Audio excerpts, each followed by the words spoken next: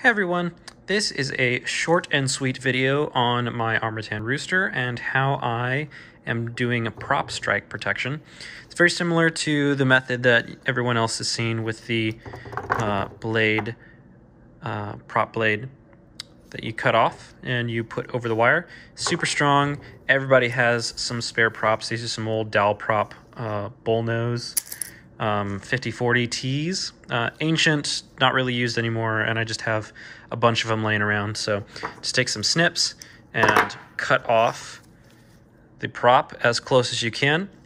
If you have a 5-inch quad, use 5-inch props. If you have a 6-inch quad, 6, 7, 7, so on and so forth. It should be just the right length.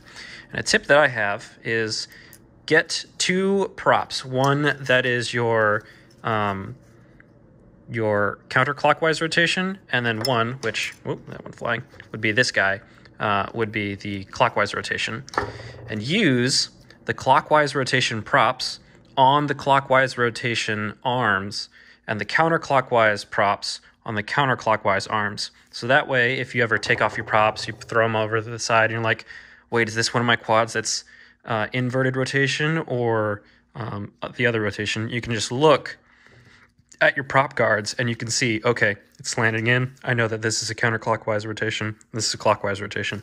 Just a little quality of life improvement that you probably won't ever really need to use, but if you sell the quad or you forget, it's super helpful. Okay, the other big tip is to use fabric electric tape. It's commonly referred to as like a engine bay tape or fabric engine bay tape or something about engine bays, because this is commonly what OEMs and manufacturers use to wrap electrical looms inside of engine bays. You're going to take the tape, you're going to tape around the arm with the wire to keep it in place. Super simple, just one wrap, and then make sure you're using gloves because this stuff does not like the oils on our hands. Just one wrap around, and then that'll keep the wire in place as you put your prop in place, and then 2 sets of tape, and that's it, and you're done. I will quickly show you how I do that. Okay, so what you want to do is you want to take your tape and go ahead and cut out 3 pieces the length of the arm. So you measure it out on the length of the arm. For the rooster, that seems to be a good length, just because I've done this a couple times before. Then you'll cut that piece of tape to the length of the arm with a good pair of scissors. I've already got the other 2 pieces cut, and I'll show you where those go in a second. The next thing you want to do is decide which way you think you're going to crash more often.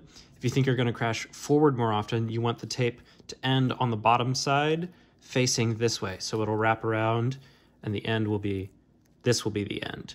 If you think you're going to crash backwards more for some reason, you want this to be the end, so that whenever it wraps around, if you were to crash backwards, it would tighten. If you were to crash forward, it would tighten.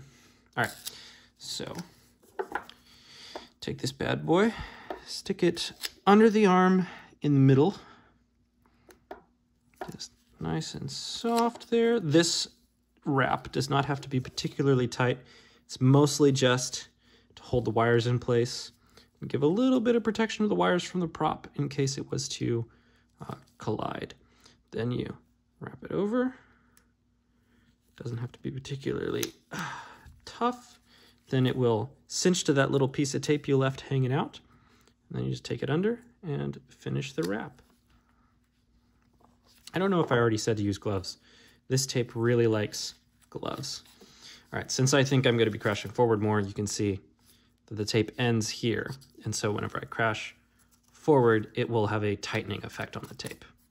All right, next up, we take our prop that is in the correct orientation. Since I'm going to have reversed props, this guy's going to be spinning out or clockwise. So I'm going to take my prop that points clockwise. I'm going to put that over. I'm going to take one of the pieces of tape that I pre-cut. I'm going to go the same direction that I did for the other guys. Now, it's easiest if you start the tape first with a little bit inset into the tape that you already set up. It likes to stick to itself, or its own tape. It likes to stick to its own tape. Make these wires poke out kind of where I want them to be. line up the prop and put some pressure on it so it doesn't move around too much, and lightly, this one's not super firm, it's firmer than your previous one. Tape it down.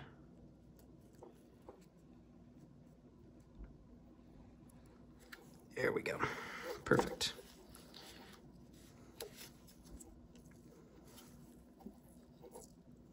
All right, so that's that part done. You can see it ends right on the edge. That's not really where I want it to land, but I really don't have a choice, so we're gonna live with it. I could rewrap it. I don't really want to. Next up is our last piece of tape. Now, you can see I've left little things open. I kind of like the stripe effect. If I had orange props, it'd be even better because it matches the color, but I don't. I don't even know if Dal made 50/40 tees in orange. Maybe they did, maybe they didn't, who knows. You're just gonna use whatever props you want. On this guy, same plan, just right towards the edge. Make sure you put some pressure on that prop. This is the one that really matters on getting the pressure correct and straight and nice. There we go. It's on there, and that one ends underneath. Sweet. So that is how I wrap it. You can still move the wires around a little bit if you need to. I think I want them to land in here somewhere because I'm going to be using a 20 by 20 stack. Yeah, there we go. It looks like it kind of matches the other side. There we go. And just so you know the weight penalty, it looks like it's about 2.4 grams per arm. That could be lighter or heavier depending on which prop you have lying around and how much tape you want to use. I believe that is lighter than race wire after you install the race wire with some double-sided sticky tape and some protection for the top of it. But I think it's probably a wash between. Definitely wires are the lightest option to go, just straight wires and tape. But this does offer a little bit more protection, which I appreciate. One extra tip here is that your wires may come wrapped up and bent, and so you'll have these little harder bends. Because it's silicone wire, it has a little bit of a memory. All you have to do to change that memory is to warm it up. So if you get some friction going, gloves are especially helpful for this. Bending it the opposite way, bending it sideways, bending it right ways, and doing a little bit of bending around the joint will set it back into being straight, or mostly straight. Okay, one last tip. If you're having problems getting your electrical tape, fabric tape, to stick, burn it. Find the edges that are exposed. Make sure you try to do this before they start becoming delaminated so that they kind of burn and fuse together. It's like fusing the end of paracord together. You just take the edge you want burned and you just heat it up. Try not to heat up the carbon. Also try not to set this on fire.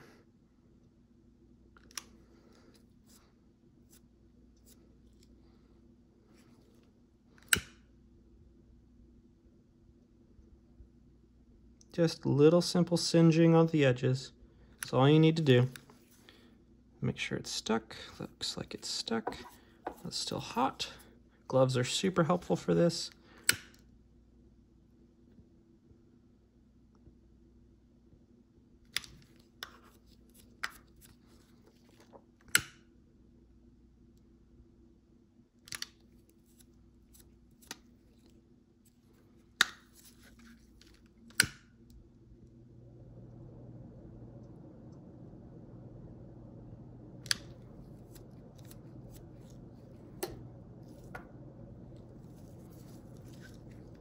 Okay, this one's a little tricky because it's right next to the motor. I don't want to heat that up too much.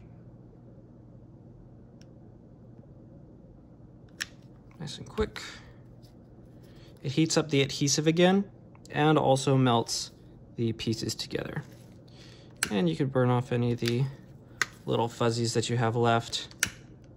Electrical tape would probably work more consistently and a little bit better, but this stuff looks way better, in my mind at least. and it's a little different. So, and that's going to be all there is to it.